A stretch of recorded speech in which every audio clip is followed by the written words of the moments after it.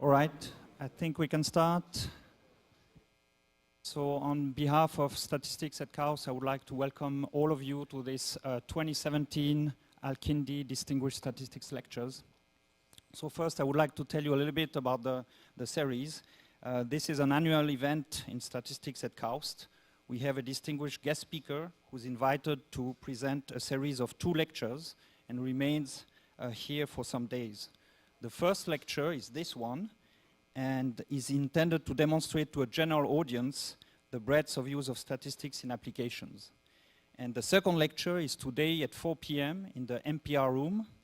And that one is intended to a more specialized audience, but of course everyone is welcome to attend as well. So the lectures are named after Al-Kindi, a prominent figure in the House of Wisdom, whose book is believed to be the earliest writing on statistics. In his book, Al-Kindi gave a detailed description on how to decipher encrypted messages using statistics and frequency analysis. So this text arguably gave rise to the birth of both statistics and cryptanalysis.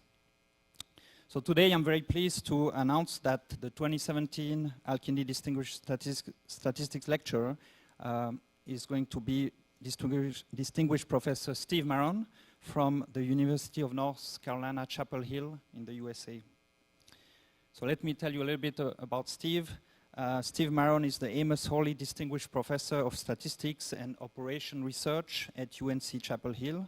He received his Bachelor of Science degree from the University of California, Davis, and a PhD from the University of California, Los Angeles.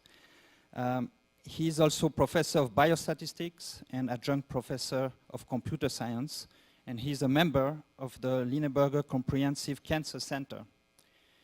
He was a founding Associate Director of the Statistical and Applied Mathematical Science Institute, or SAMSI, in North Carolina. Professor Marron is an elected fellow of the American Statistical Association and the Institute for Mathematical Statistics. He's an elected member of the International Statistical Institute, and he's a very highly published and cited researcher, so with many more accomplishments than time permits to mention here. So with this, please join me in welcoming Professor Steve Marron to the Al-Kindi Distinguished Statistics Lecture. Please.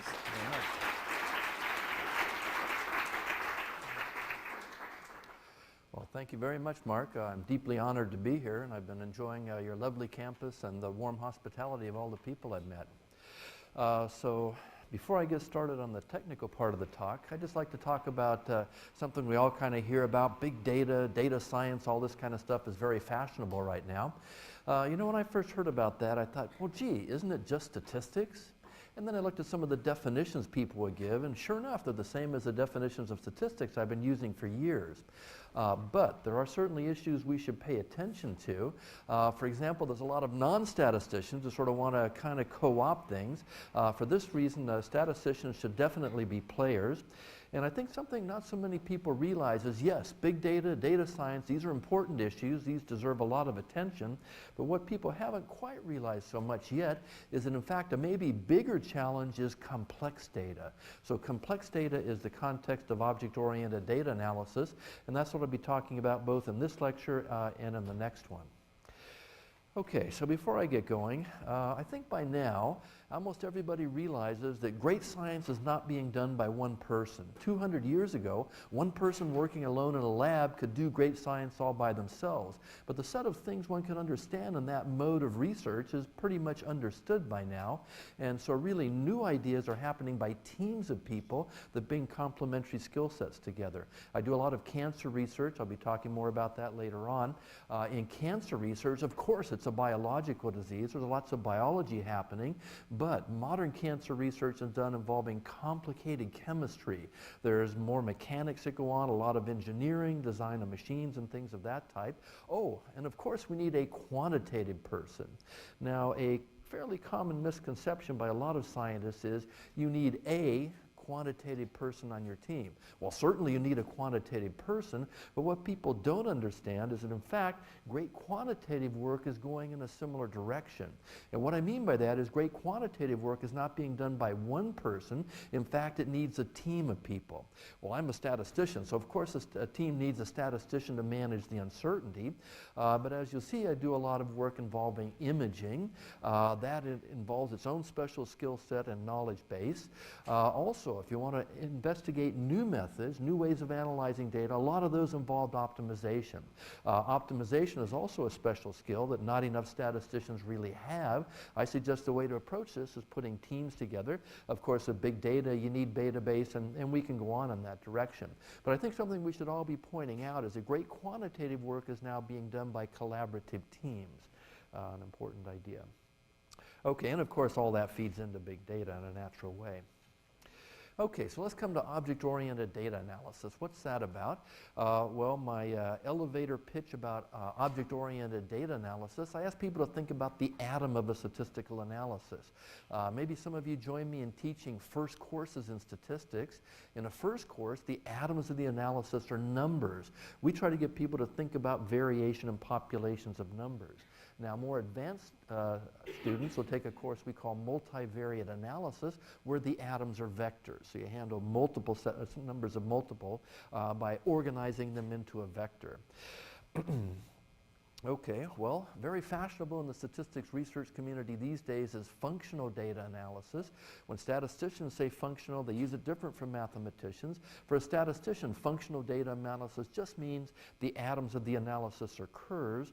And for object-oriented data analysis, you just go to more complicated objects. So as I said, I do image analysis. You could imagine a set of images as the atoms of the analysis. In the medical image analysis world, you don't care so much about the image as you care about something in the image, typically a shape. So shapes as data objects is very important, and I'll be saying a lot more about that later on.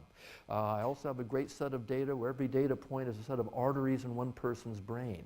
That's a tree-structured object in the graph theoretic sense, and so if you have a population of trees, there's lots of challenges about how to do statistical analysis in that context. Okay, so what about this terminology? You know, statisticians are not that fond of new terminology. On the other hand, I work a lot with computer scientists. Computer scientists love new terminology. So I've been throwing out this phrase object-oriented data analysis for a while. And my main idea is I'm trained as a mathematician, and I notice myself doing all this data analysis in all these strange different spaces. I like to put that into a big framework. And so originally, object-oriented data analysis was just a framework containing all these different things that I do. But as I watched it evolve, I realized there's actually more value to it than just a framework. In particular, what I've noticed is that this provides a focal point. Focal point for what? Well, I do a lot of interdisciplinary work. I collaborate with people in various fields. If you've done that, you're aware that when you collaborate, language is a big issue. How do you communicate with each other is a big challenge. And what I've noticed that when I'm working with an interdisciplinary group, we're talking about how we're going to get a handle on the data. This notion of object-oriented data analysis is a great way to focus the discussion. And in particular, the question, what should be the data objects, I found tends to point the discussion in a very useful direction. Okay, so let's start simple. I'm going to look at curves as data objects, just functional data analysis here. And I found a useful way to sort of think of this is to kind of think of things happening in two spaces. First off, there's what I call the curve space. That's where the curves themselves live. But to understand the curves, I find it useful to sort of think about a point cloud space as well. So terminology, the curve space is going to be the object space. This afternoon I'm going to get into images and shapes as the data objects. But in all of these situations, it's useful to think about how the objects relate to each other by looking at what we call a descriptor space. Okay, so I'm going to illustrate this with some graphics that my former student Travis Gatos put together. It's really easy functional data analysis because the curves are just going to be two-dimensional. Okay, so you're seeing a bunch of curves there. Notice those curves are very simple. In fact, they're just a piecewise constant. There's a linear bit and then another piecewise constant. Notice every one of those curves is determined by just two numbers. So in that sense, it's a two-dimensional set of curves. And then what you're seeing over on the other side is the point cloud space.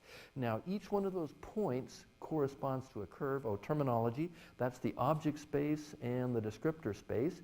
Each one of those curves corresponds to a point, and in fact all I've done is plotted the first value against the second value, and so you can see the blue point and the red point there, and notice there's a one-to-one mapping between these. For every curve there's a point, and in fact for every point, not just the ones I'm showing you, but for every point in the space there's a curve there. Okay, so again the point cloud lets me keep track of how the data objects relate to each other, and the objects themselves are of course the curves. Okay, now let's do some statistics. So statisticians, first thing we want to know is what's the center of the population. So notice I've added a yellow dot there. If I kind of flip that back and forth, you can see the yellow dot. And notice I can either compute that as the mean of the points, or it's the mean of the curves, and those give me the same thing.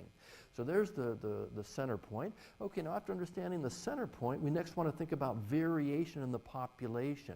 So what I'm going to do is think about variation about the mean. In order to do that, I'm going to subtract the mean.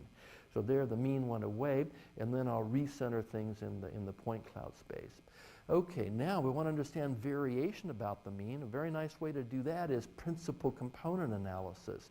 So with principal component analysis, first step is center, and then after that understand variation about the center. Notice that green line that I've drawn there is essentially the axis of maximal variation in the data. That's the first principal component.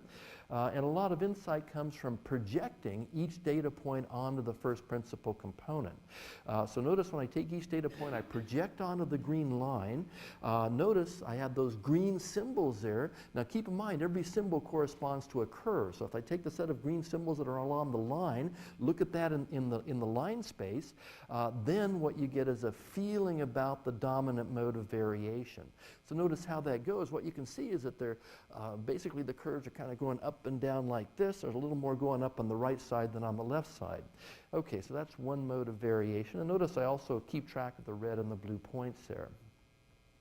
Okay, then we understand the dominant mode of variation. Next we can look orthogonal to that and find the second dominant mode of variation. That's the second principal component. And again, I'll play the projection game. So I project on the second one. Again, those are all points in the space. And so since they're points in the space, I can then look at the corresponding curve. And so you can see that on the right. We got a second mode of variation. Now that's orthogonal. Notice this one goes up and down like that, reflecting different modes of variation. Okay, so now put everything together. We got the raw data. We've got the mean. We look at the first mode of variation, the second mode of variation. If I add up all three of the colored things, I get back to the black thing. But notice it gives a very insightful decomposition of the mode of variation, and that's the game I'm going to play with. First, more complicated functional sets today, and then I'm going to look at other things like images and so on in the talk this afternoon. Okay. All right, so let's make this a little more complicated now. Again, just a simulated toy example. This time it's going to be in 10 dimensions. So I'm now thinking about 10-dimensional vectors. Now the problem is we can't look at 10-dimensional space very well, so I'm not going to show you the descriptor space, but you can imagine a point cloud in 10-dimensional space. And so notice on the upper left there, we've got the raw data. Those look like a bunch of parabolas. Okay, so I'll play the same game. I'll take that. The first thing I'll do is look at the center. That's in the middle, the mean there. Notice that's a parabolic structure. Then I'm going to look at variation about the center. That's the third plot there. Notice the parabolic structure's gone away. So the parabolic structure contains the mean. Variation about the mean does not contain that structure. Okay, what does it contain? Well, I'll play the same game. I've got that point cloud. I'll find the direction of maximal variation. I'll project, look at those projections, and that's what you get in the, yeah, I've got a mouse here, good. That's what you've got right here. Okay, so now you can see that the first mode of variation is just vertical shift like that. There's a little bit of random variation because there's noise here, but basically the mode of variation is vertical shift. And now that I tell you that, when you look at the residuals, you can see that same thing going on. And in fact, you can even see that over here. Okay, now what's this plot? Well, here what I've done is taken the mean and I've just added the biggest and the smallest back in. Sometimes for visualization, what you're seeing comes through more clearly looking where you add the mean back in. Okay, now the third one is a residual. So what I've done is I've taken the point cloud, I've got the mean, I've got that first mode of variation. If I project on the orthogonal subspace, that gives me the residuals, take the data and subtract that first projection. And then what you're seeing is, well, notice there's a lot less variation going on here. Now, statisticians might think about an analysis of variance decomposition in terms of sums of squares. This is 86% of the sum of squares. That's 14% of the sum of squares. Okay, so now we got that first mode of variation nicely taped. What's going on after that? Well, I'll take the projections on the orthogonal plane, then I'll play the same game again about finding a direction of maximal variation, and that gives me this one. Okay, notice that is essentially a random tilt. Okay, so now we're seeing stuff that's not visible in the real data. It's very hard to look at this and see that mode of variation. So this principal component analysis enables me to get deeply into what's going on. Okay, then after that we look at the residuals from that, and it looks pretty much just like Gaussian noise. Okay, now I can go further. We got the first component, we got the second. I can go to the third and the fourth. What I'm going to do is take this picture, just move it up a bit so you can see more rows. So terminology, those are called loadings. The loadings are the entries of the vector there. Notice that's a multiple of a single vector, first principle eigenvector, and that's called a loadings plot. And over here we're looking at the scores. So those are just the coefficients of the projection. In this case, the scores are not that interesting because they just look Gaussian. But we'll see in a moment that they can become important. Okay, now when I slide it up, notice the PC2 is now at the top, and then the other stuff looks pretty much just random. Well, the reason for that is I simulated this by adding IID Gaussian noise. IID Gaussian noise is pretty much spherically symmetric, so we just end up with some random directions, not a whole lot to see there. Okay, now let's try a little bit harder example. This time I've gone to 50 dimension, doesn't really matter. Added a little bit more noise, but notice there's a definite structure there, looking like some glasses. So we look at the mean, and notice the mean is pretty much just constant, nothing really interesting there. The residuals look about the same. Let's do the first principal component. We'll take a look at that one. Gee, it looks kind of like the glasses. That sort of makes some sense. Okay, then we look at the residual. There's kind of this weird thing that we got something going on in the middle here, and it looks like the glasses are still there. Okay, then we look at the second component. Now the second component at first glance looks the same, but that can't be right. These have to be orthogonal. How is it they're orthogonal? Well, take a careful look at the colors. You can see it's kind of, the yellow goes up, and then it goes down, or it can go down and up. Notice this one, the blue, it goes up, and it goes up. So the second one is two arches together, the third one is going like that, and that's how it is that they're orthogonal to each other. Okay, and notice by the time I've gotten rid of both modes of variation, then it looks just like pretty much random noise, and in fact that's what it is. Okay, now take a careful look at the scores. Notice these scores are three clusters. There's the 0, that one going across the top, and then there's the one that goes up and the one that goes down. And this one also has three clusters. So how do we put those things together? Well, an important principle of multivariate analysis is it's not enough to look at marginal distributions. You have to look in a multivariate way. And this is just an example of that. I'm just showing you two marginal distributions. Let's take a more multivariate look. Using a graphic I use a lot called a principal component scatter plot matrix. Okay, so notice the three clusters that were about the same height are the first component. On the diagonal, I put one-dimensional plots of exactly that same type. And then off diagonals, I put a linked bivariate scatter plot.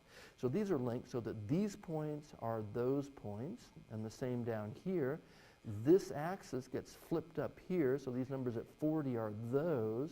That cluster is in fact those two clusters, and the negative is that cluster going there. Okay, now what about the rest of it? Well, it looks like some kind of weird stretch thing. Now you should look carefully at the numbers on the axis. Notice these are going from about minus 40 to 40. Well, that goes about minus 4 to 4. So in fact, that long thing, they should all really be together. So I could have chosen that same axis, and you would have seen them together. But often in graphics, people like to use the space as efficiently as possible. So I'm just using a default graphics here that kind of does that. Notice back here, I was pretty careful about how in fact, back here, I was pretty careful about how I use the space. Notice here there's some waste of space.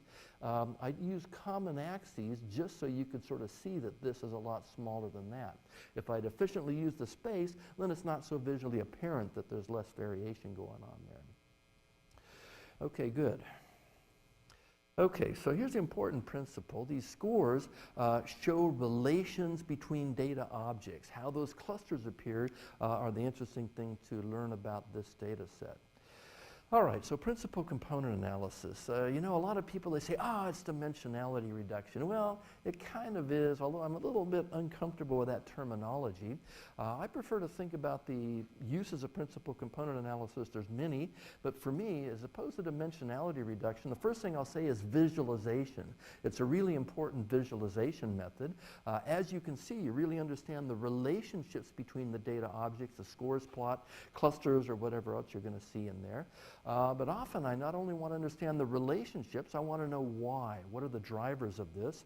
And so, oops, what happened there? That was supposed to go, oh yeah, okay, a toy data set here. Yeah, so this is a data set in R3. I'll just rotate that a bit so you get a feeling it lives in R3. Notice the structure of it, really stretched in one direction, sort of stretched in another direction. The principal components provide axes that give useful coordinates. So the red is the first principal component, the green is the second, and there's actually a third one in there as well. Okay, so relationships between data objects is very important, but also it gives the drivers of the relationships. Often it's useful to think about the direction in space of the first principal component axes, and often I will look at the entries of that vector. If, for example, there's one dimension which is really important for that, it'll have a large entry in the direction vector. So relationships and drivers are the key here. Sometimes it's a useful summarization. If your dimensionality is bigger than the sample size, you don't really need to live in that full dimensional space. You can do just as well rotating with principal components down to, say, the sample size. Now here's something I warn people to be careful about. Sometimes people say, how many components do we need? Big problem there. How should we do it? Well, some people look at a scree plot and say, if we got more than 90% of the variation, we're good. I'm kind of the last guy to think in that way. And the reason is, in my broad experience, sometimes 90% is way too much. And sometimes it's nowhere near enough. It's a very fluid thing, and it's really context dependent how many components that you need here. Okay, well, let's get to some real data here. So here's a really fun data set on mortality. So it's going to be mortality on Spanish males. There's actually mortality websites that post mortality in lots of different places. But I like the Spanish males, and the reason is there's some fun history there. I got this from Andres Alonso at University of Carlos III in Madrid. Okay, so we're going to look at a bunch of curves. Each curve is going to be a single year, and it's going to be a function of age. Now, what is mortality? Well, mortality is essentially your chance of dying, and this is broken down by age and by year, and all they do is for people of a given age in a particular year, they just count how many people died divided by the total. So that's a simple measurement of your chance of dying. We're going to look at this on the log scale, and the reason is mortality varies over several orders of magnitude. When you have data of that type, often it's nice to take the log, and here we're working with data from 1908 to 2002. Now, data objects. Notice I made some choices about data objects here. First off, I decided to look at curves as a function of age, and then look at different curves over different years. So that was a choice of data object. We could have gone the other way. In fact, I've done both, and this one is a little bit easier to tell the story, so that's why I made this particular choice. But it was a choice that I made. Okay, so again, the mortality is just a matrix of data. You got ages and you got years, and you can slice it and dice it any which way you want. But again, I'm going to look at mortality as a function of age, and then do that over time. Okay, log scale. Notice by taking the log, I also made a different data object choice. If you look at the unlogged data, you actually see a rather different picture. So that was another important point. Okay, so let's get to the data. So here are the curves, and so again, each curve is a function of age, and we're just looking over these years 1908 to 2002. Now here I use this common graphical device for showing a bunch of different curves. Most software packages, I use MATLAB for this, but whatever you use, most software packages are rotate through a set of colors. MATLAB offers 7 colors that I'm showing you here. Okay, so that's all right, but what we don't really get is the effect of the time. And what happened over that about 100 years? Well, that was a pretty significant portion in history. And in fact, one of the best developments over that time is mortality's gone way down. People don't die at the same rate that they did, say, 100 years ago.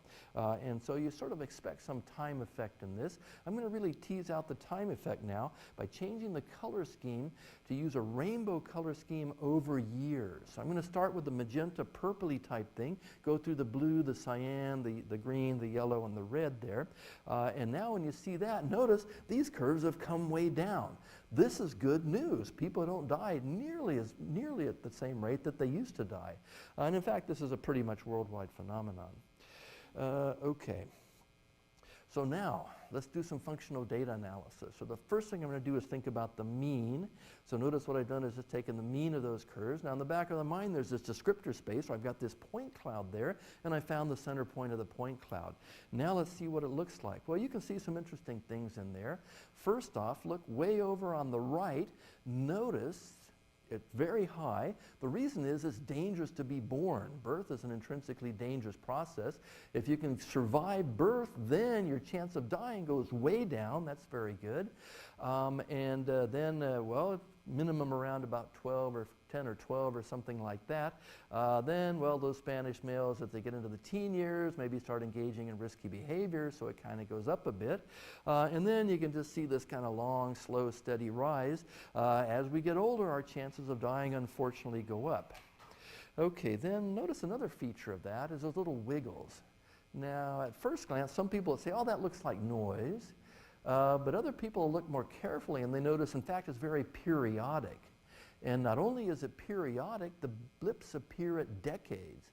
What's going on there? Well, one reason Spanish data is so interesting is over 100 years ago or so, they did a bad job of record keeping. And so when somebody died, they'd say, how old was he? Oh, he was about 50. And so what you're seeing is the 49-year-olds, yeah, no kidding, the 49-year-olds and the 51-year-olds actually create a blip there.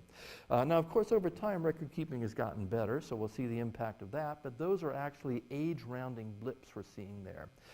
So, for example, we've also looked at data from Switzerland, and in Switzerland, there's none of these blips. Their records are much better, and so you don't see that in the Swiss data. That's why I like the Spanish data. Okay. All right.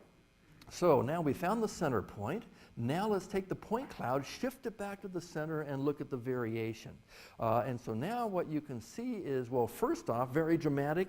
Everything has come way down. Mortality's gotten a lot better. Furthermore, notice there's a systematic effect with respect to age. Things have gotten much better for the younger people. As you get older, the impacts of all the modern public health, modern medicine, has been a bit less dramatic. Okay, take a look at the age rounding blips. Notice the age rounding blips, in the purple they go upwards, in the red and yellow they go downwards. The reason is record keeping has gotten a lot better, and so the effect was stronger longer ago, and as we've gotten more recent, we've subtracted out the mean, and so these residuals about the mean show the contrast there over time. Okay, so we got the age effects, yeah. Main age effects actually happen in the mean, not the variation about the mean. Okay, now let's do the first principal component. I understand that first mode of variation. So now I've taken that point cloud, I'm looking at the projections. Notice these are all multiples of a single curve. That single curve, the entries of that vector are the loadings vector. And you can see large loadings happening at decades, for example. And you can also just see that the main mode of variation is that things have just gotten a lot better over time. So that part is very nicely captured here. Okay, so here's the loadings. Now we can also take a look at the, said that. Yeah, already said that. Okay, good. Now I'm going to take a look at the scores. So these are just the coefficients of these curves here, but it can be useful just to look at them as numbers instead of showing the whole curve.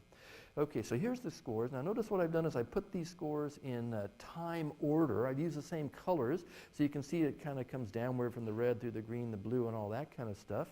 And notice several things. Lowers the red is later, yeah. So we start at the purple, we go through the blue, so it goes upwards.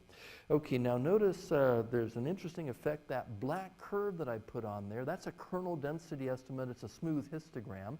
And notice what that shows is that there's a big bump at the purple and the blues, and then you can see a big bump at the greens, yellows, and reds. And notice in between there's not much. So what that says is that the big change happened relatively quickly. So the big change in people's mortality was over a fairly small window. Okay, then you can see some other effects that it's worth trying to say something about. Notice way over on the left there's a single outlier. Anybody have a guess at that? Somebody? Okay, I can tell nobody here studied epidemiology. If you look at epidemiology, there is one big event in the whole world that dominates everything else in the field, and that was the 1918 flu pandemic. After World War I, people were all fighting in Europe. They all went home. They took this terrible strain of flu.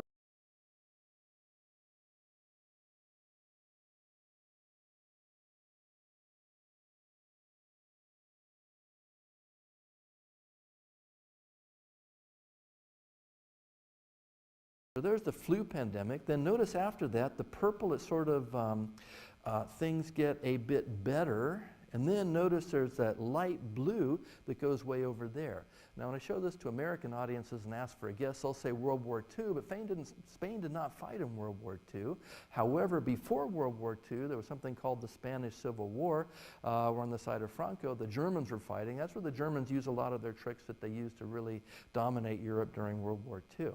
Okay, so that was the Spanish Civil War. And then notice since the Spanish Civil War, things have just gotten much better as we go along there.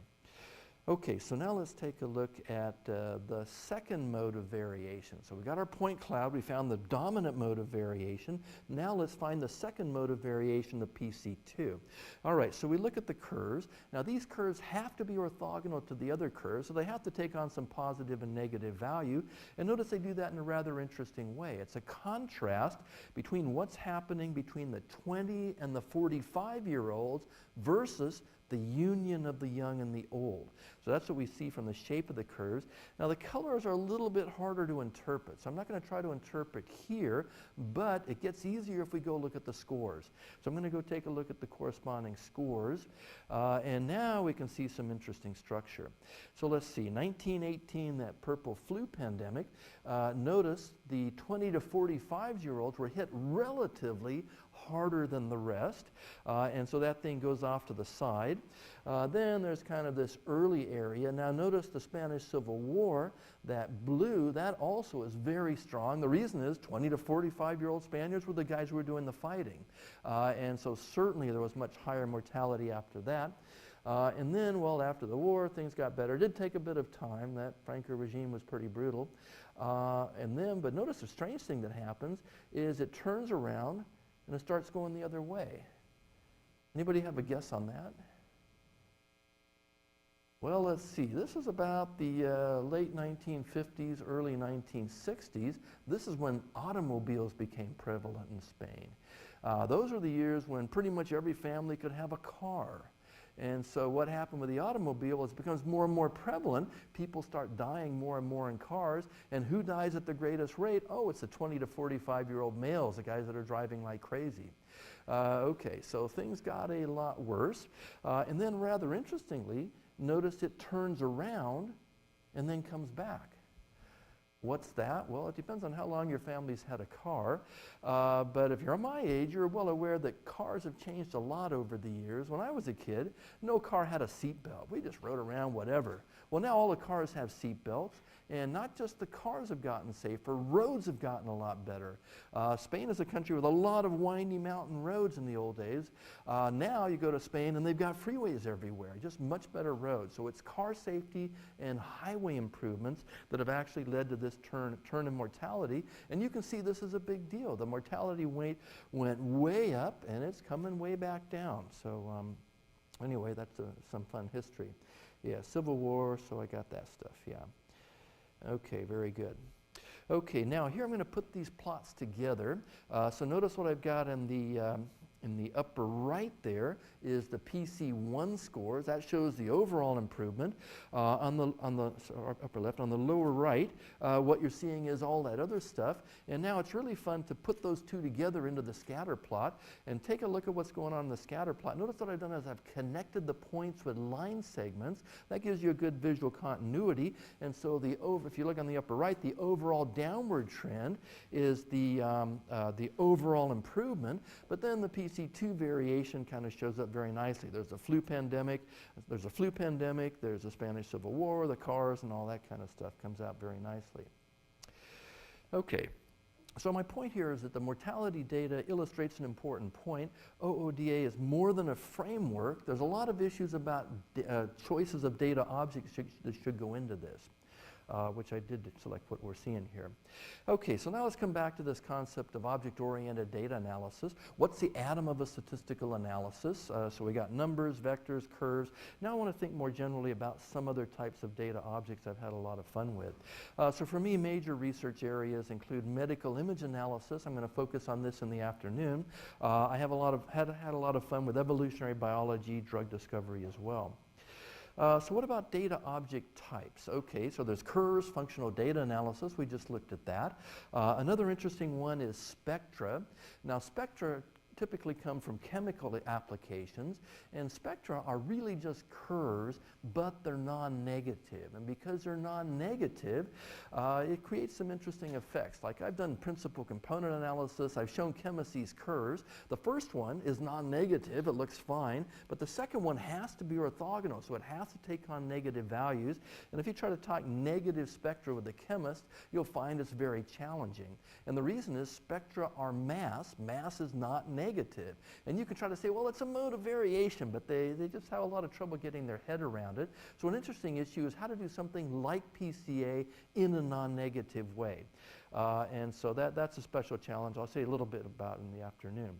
Okay, so for me, image analysis, I'm going to be saying more about that. Shapes, tree structured data objects. I have another great data set where every data object is a set of arteries in one person's brain. So that naturally has a tree structure. And how to do statistics there has been an ongoing challenge. Another thing I care a lot about is neuroscience, functional MRI. I think Hernando Ombao knows a lot more about that kind of stuff. Okay, so data objects. We can do curves as data objects. There you see the mortality curves. There's another favorite data set of mine, which is and some RNA-seq data. Okay, images. So you could do just images. Yeah, I've got a set of fun face data, which if time permits, I'll show you at the end. Looks like I may not get there. There's other types of imaging. What you're seeing on the lower right there is a CT image. I'm going to take a deeper look at this in the afternoon. Then, in image data, often in medical imaging, you don't care so much about the image as you do something inside the image, maybe a shape. Here I'm showing a picture of a bladder, which I'll be discussing in the afternoon. And you get into interesting issues about how to represent shape. Pretty much however you do it, though, you naturally end up with data that don't live in Euclidean space. They tend to live in a curved space or on a manifold. And so getting the statistics right there is quite interesting, and that's something I'll say more about this afternoon. Tree structure data objects. Here's a set of arteries in one person's brain. In fact, that's my brain. But don't want to look at just one. We've got a set of 100 of these to try to analyze. Okay, I will say one thing about the tree space. I've tried a bunch of different things, and actually what's worked out the best is topological data analysis, persistent homology, out of the different methods that I've tried. This is a field that's kind of getting a bad name in statistics, but I think it's not quite appropriate, because I will say this worked the best of any method that I've tried for that particular context. Okay, so as I said, I've tried a bunch of different things. Here's a sort of a listing of the things I've tried. I'm not going to put in time on that. Okay, let's do a bit of classification here. So I think a lot about classification, sometimes called discrimination. The game is you've got two different groups of data, and you want to understand how they relate to each other. So the canonical example is automated disease diagnosis. You make a bunch of measurements.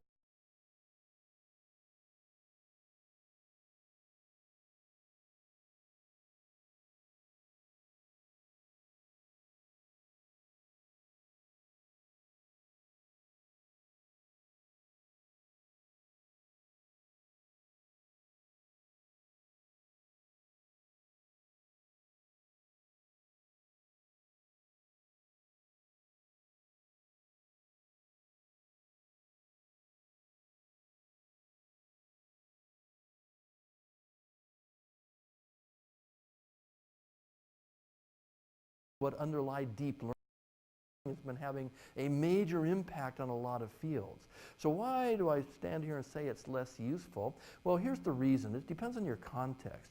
A lot of people in machine learning, all they want is a method that classifies, and they'll compare them on the basis of how well they do in their classification, which is great. But the people I work with, they don't really want to actually do classification in an automatic way.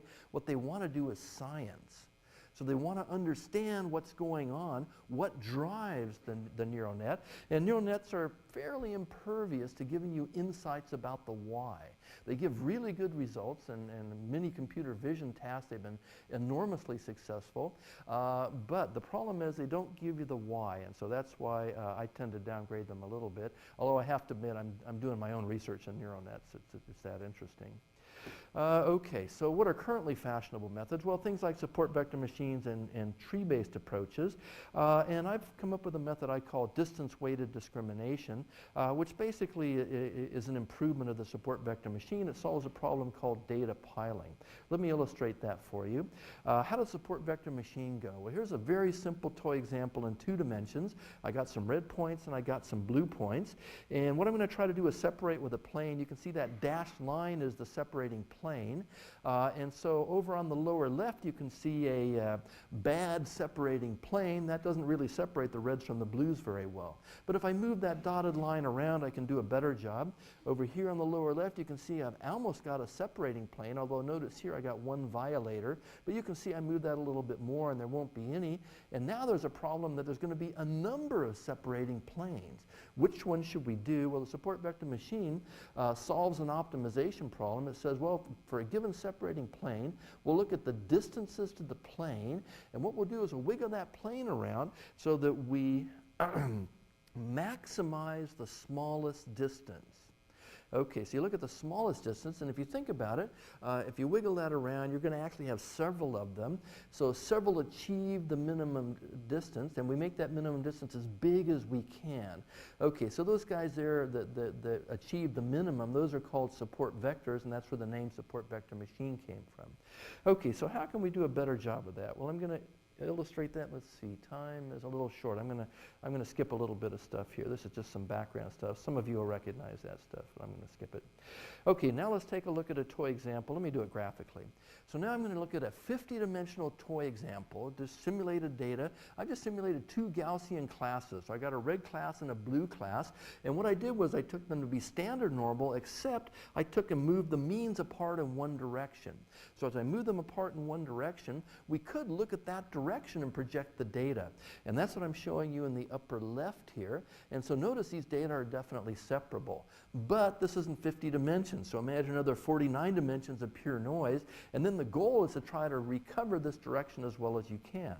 Well, that's not an easy thing to do. But let's look at some candidates here. So here's a direction that I once thought was Fisher linear discrimination. That was a programming error. In fact, this is maximal data piling direction. If anybody cares, let's talk about that offline. Okay, so what is that direction? Well, it's a weird direction, right? Because what it does is it makes all the data in one class pile up at one point, and all the data in the other class pile up at the other point. So that sounds like a kind of weird thing, but let's think about what's going on. We're in 50 dimensions. I've got 20 red points, so there's a 30-dimensional subspace of directions where the reds all collapse to 0. There's also a 30-dimensional subspace where the blues all collapse to 0. So given all that collapsing, of course, there's a 10-dimensional subspace where everything collapses to 0. Not very interesting to look at. So once I tell you that, it's maybe not so surprising that I can make all the reds collapse and all the blues collapse. In fact, we now know there's a great circle of such directions. And as you go around the great circle, the data go like this and like that. There is a point where they cross, where they all come together. Okay, so the great circle of such directions, and then there's 2 of those directions where the spacing is maximal, and that's where the name maximal data piling came from. Okay, so that's an oddity of high-dimensional space, but as long as your data are absolutely continuous with respect to Lebesgue measure, this happens with probability 1. Okay.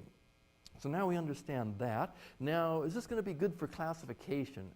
Probably not. Why is that? Well, the reason is to make this happen, I had to do something that feels all the small scale noise variation in the data and feels it in a very special way. So this is going to be very non-generalizable. If I try to use this for classification, a new data point is probably not going to do anything like this. And then another way to look at that is look at the angle to the optimal. Well, this is a direction vector. We've got an optimal direction vector. I can look at that angle. There you can see it's about 60 degrees, so not very satisfying. Another way to say this, if we use this direction for classification, it's not going to be generalizable. Bring in new data, you don't expect to be able to do very well with this. You're clearly feeling small-scale noise artifacts. Okay, now let's do the support vector machine.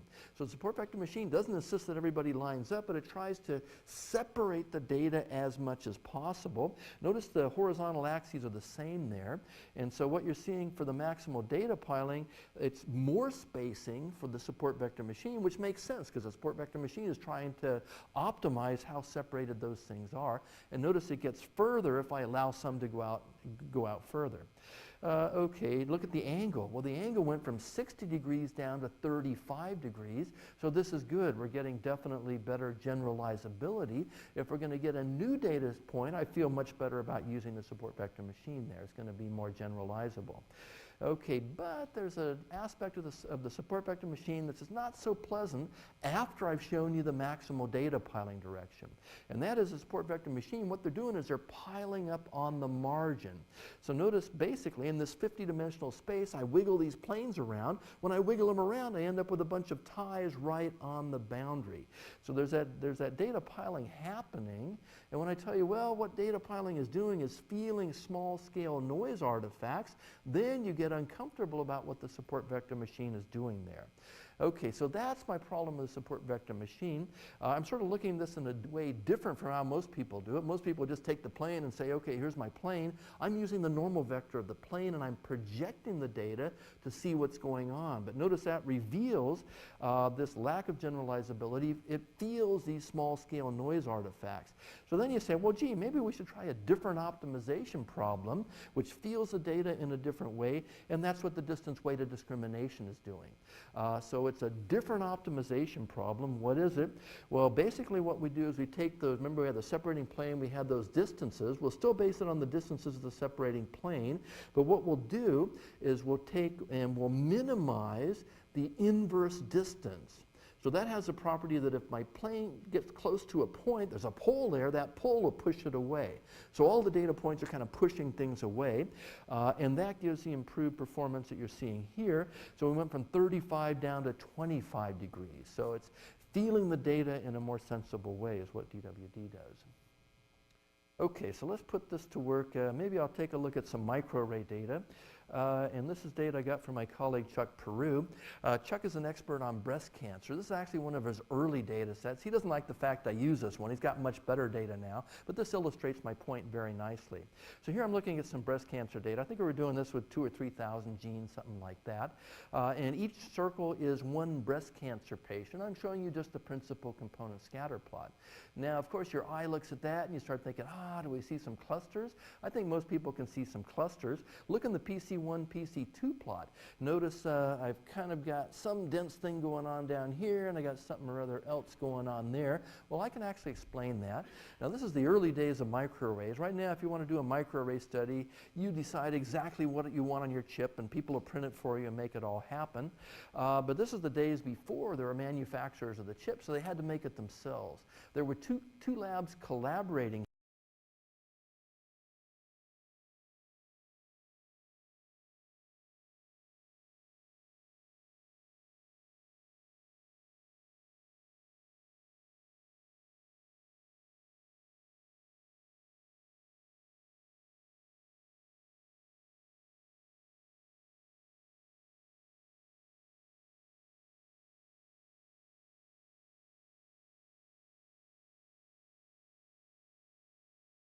That's not so good. Now, in the knew about this, they'd say, well, here's my ink set 1, here's my ink set 2. I'll do PCA. I'll take the skewer through the 2 meatballs. I'll squash that out and everything will be fine. But take a careful look at that. Notice it's not just in the PC1 direction. It's tilted a bit.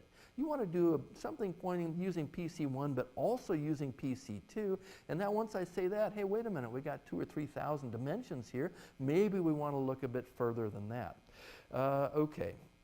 So this is a very serious issue here, how to do this batch adjustment. There's more to that, but I'm not going to put time in on that. Now you could say, well, gosh, is there any biology at all going on in this?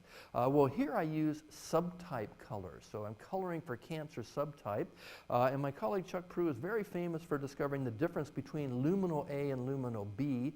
Luminal A, so the classical treatment for breast cancer is carbotaxol chemotherapy. Doctors give this to people. It's a very harsh treatment, I can tell you.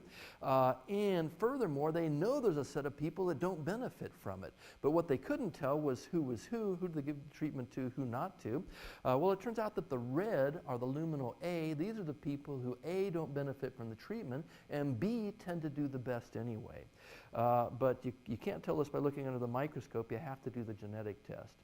Okay, so anyway, you can see in the PC2, PC3 plot that in fact the colors are there. Okay, now I want to keep track of those things. So what I've done here is I've changed the colors into symbols.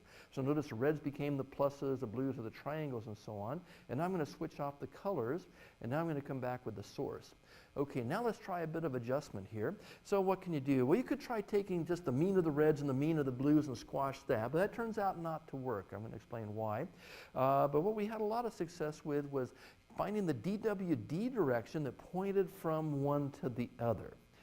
Okay, so notice what I've done here. I keep the first 3 components the same, but I replaced the 4th with the DWD direction.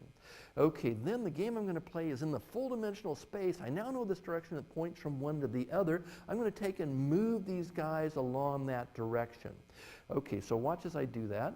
Notice in the lower right they come together. Look up the column, they come together. Look at the similar symbols coming together. And look at the PC1, PC2 plot. Oops. And in that one, notice the similar symbols are coming together. So we're doing a good job of preserving the important subtype structure, but getting rid of that effect. Okay, then I got more stuff. I'm just going to skip this. We can play the same game with the other one. Okay, so then, after taking the data, mushing it around, now these are no longer the PC directions. So for this adjusted data, I'm now going to take and recompute the principal components. And that looks like this. Now notice the PC1, PC2 component is now about the different colors. So this is good. I want to focus on that variation. And we've done that in a pretty successful way. Okay, so this has been very successful. I think I'm going to skip some stuff here. Now, here's doing that adjustment. DWD is complicated. You've got to solve a complicated optimization problem. So a natural question is, well, why don't we just adjust the data by the means? And Rob Tibshirani has kindly pushed that issue, made us think about it a lot. Well, at the beginning, we just said, look, this works a lot better. But that's not very satisfactory. We really want to know the why. And so we did find the why. My student Shu-Shin Liu worked this out. The key idea is sizes of biological subtypes. It's having different subtypes in these data which appear in different ratios that messes things up. And so this is a bit of a movie here to kind of show the effect of this. And so what's going on here is we have 2 different batches which are shown by the symbols. There's the pluses and the circles. And then what we've got is the 2 different colors. The colors are representing important subtypes. What we want to do is adjust the data to bring the colors together to bring the symbols together while keeping the difference in the colors. The difference in the colors is what we want to understand here. And so we can do it using a mean-based method called PAM, or we can do it using DWD. And here I'll let things change. And notice the PAM adjustment breaks down pretty quickly, while the DWD adjustment eventually breaks down, but it stays solid for a much longer time. Okay, I think my time is ending here, so let me jump to the end. I'll have to skip some of this stuff. Okay, so carry-away concept. Object-oriented data analysis is more than a framework, provides a focal point, and the key idea is what should be the data objects. Okay, I'll quit here. Thank you very much.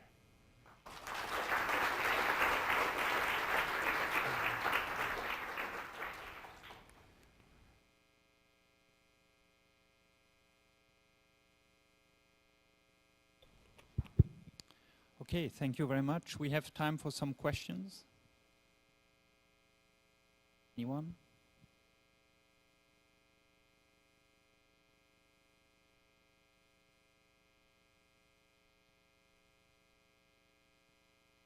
Thank you very much. Actually, the question consists of two parts.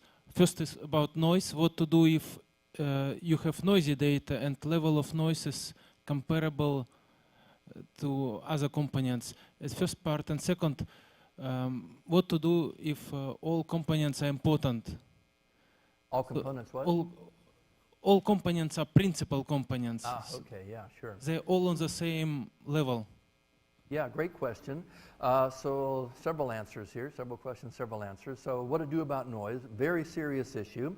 So first off, a big difference between functional data analysis and multivariate data analysis is that in functional data analysis you tend to think of smooth curves and you want to use the smoothness, so there's a whole host of nice methods for tackling that. I do use those sometimes, but not very often. You might have noticed in my initial example where I had those sort of glasses, there was quite a high level of noise, but basically the signal I was going after turned out to be underlying smooth, and so I didn't explicitly do anything about noise, but just targeting maximal variation did an effective job. So in a lot of situations that'll work, and some it won't. But I tend not to use the methods integrating smoothness very much. Typically what I want I can get at otherwise, but that is simply an artifact of the data I'm looking at. Everything depends on the particular data you're doing, and all of these different contexts come up. Now your second question is, what if everything is a principal component? Yes, that's the other extreme of this. It's all there, and when I was critical about using the scree plot and cutting off at 90%, you're raising exactly the issues I was getting at, which is in some types of data I look at, for example, shape data, important variation comes way down in the spectrum. There's really spread across the spectrum, and I think that's what you're hinting at. Now notice what I was doing was visualization. So with visualization, I looked at the first four principal components. In the examples I looked at, that was great. There was an example I skipped where that was not the case, so let me go back to that. Yeah. Okay, so here's another microarray example. What we're looking at is, one more I guess. Yeah, so what we're looking at now is colors represent cancer subtypes. And I actually like this example because it's basically a failure of PCA. There are 8 different colored clusters here, and if you just do a PCA, you can see some of them. Notice in the PC1 there's the green, that's the melanoma cluster. In PC3 there's the cyan, that's the leukemia cluster. But what I really would like is all these other cancer subtypes to be separated out. Here I look at the component 5. You can see in the 1-5 plot there's a brown one that came out. What I really think is appropriate would be to have all these different things separated. But in fact, that's not the case for PCA. And what's going on here is exactly what you're describing. The variation I care about is just not visible in, I've even gone up to principal component 12, and you just don't see it here. So it's really what you're describing. The structure comes into the data in a different way. So I use other methods. I actually use DWD as a visualization method. So what you're seeing here is the same data, but I'm not using any PC directions. What I've done is I've taken each pair of cancer type, I've trained DWD on that, and so you can see over here the first one, this is the blue, the central nervous system, the orange is the renal cancer. I trained DWD on that, so it's a direction which points as well as possible from the blue to the orange. And then what I did was just use that as a direction and projected all the data. And the nice thing that happened was, because these guys are sufficiently different, they pop out from the rest, and the rest just tend to project inside. Here I did the same with the yellow, I forgot what that is, and the black. Now the black is non-small cell lung cancer. This is known to have subtypes. So notice the black doesn't separate out as much as the others. And then you can see these other cancer types. Here the red are breast cancer. Again, breast cancer has subtypes, so it doesn't pop out as cleanly. But this is exactly your point, that just looking at the first few components can easily miss some stuff. And there can be important things happening in the other components, and that's exactly what's going on here. So for me, the way I think of this, everything you're saying is right. If you look broadly across Always could imply some personal or professional bias, right? Absolutely. So then the question is, when you make your analysis and you don't really know much about the data set, so you have to come up with some arbitrary choices. How do you justify your choices, or how do you avoid, falling into traps that you have a biased opinion and you're actually missing important aspects of your analysis of the underlying physics or whatever the data set contains? Sure. I mean, it totally depends on what your goals are. But for me, really the key is my collaborators. So I really rely on my collaborators for discussion about those choices. And that's my point about, let's talk about what should be the data objects. When we have that discussion, that's how we make those choices. And well, if one wants to do bad science, it can be done. Typically, I've been blessed to work with people who really want to do good science. They really want to get at what's underlying Right, things. but part of science is that you actually may not know what is the underlying physics Yes. or Sure. chemistry in Sure, your sure. measurements. So Yeah. you come up with some predefined opinions, Yeah. and they may be biased or insufficient or limited, and you just don't see what might be actually in the data. I completely agree. That's about what I can say. Yeah, so the yeah. question then is, does this statistics offer tools how you can discriminate that you may miss something, or what alternatives do you have? Or let's put it different. Yeah. You make yeah. different choices on the same data set, and will you eventually converge to a solution, to a statistical analysis that shows, okay, my choices are justified? Yeah, these are great comments. So let me throw out a couple things in this direction. So a lot of what statistics is about and what statisticians do in the data science world is statistical inference. Statisticians focus a lot on understanding is something really there. There's notion of statistical significance and all that. Those are devices for being sure something is really there. What I've done today, I've been working in pretty purely an exploratory mode. So exploratory data analysis, just go fishing in the data and see what's there. A very important thing is validation, understanding that. If this were a longer talk, I would certainly talk about that because it is an important issue. I show you things like this. Are those real? Or are they just spurious sampling artifacts? And I've got some nice examples where I just take Gaussian data, and I can show you a plot like this where you're seeing really good separation of them, but I know it's not real. Do we have tools for understanding that? Yes, that's a very important thing that the statisticians do. So there's certainly the validation end of it, which I haven't said much about, and I thank you for bringing that up because it's an important issue. Now there's also the issue about biases and things like that. Yeah, the biases are all there. We do work hard using validation methods to try to indicate that when we can. But for sure, the science is flavored by the biases and just the initial ideas of the experimenter. What you want is an honest experimenter who's willing to realize, hey, I don't quite know everything. And if you have such a collaborator who's more interested in finding out than about showing that they're right, that's where you want to be. But there do exist a set of scientists who they think they know what's going on, and the job of the statistician is just show that what they want is right. It's all there. It's all there, and we do the best we can to deal with it. Okay, thanks.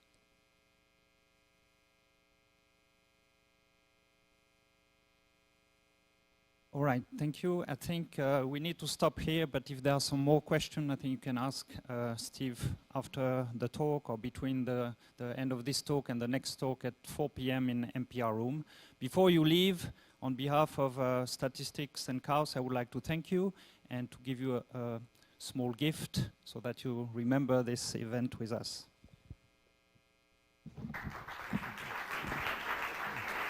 Oh, thank you very much.